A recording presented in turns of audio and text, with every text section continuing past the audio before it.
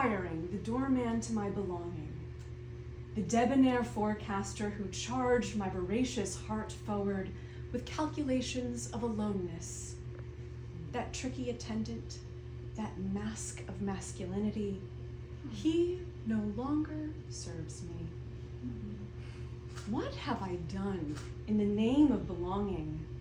What mayhem have I caused? Yet still, daily, drunk on good standing, I rush my broken, deflated body through my front door to show up honorably. Habits are like tattoos.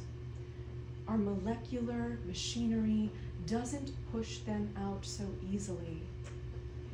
Yet, strangely, on a day like today, the morning is nevertheless still.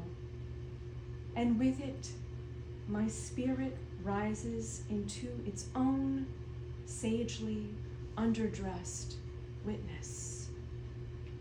Here, my eyes are fire.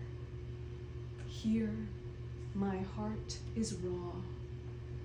Bronze by gold, I watch the morning rise. My tease, thread of vapor, thins as it climbs the space.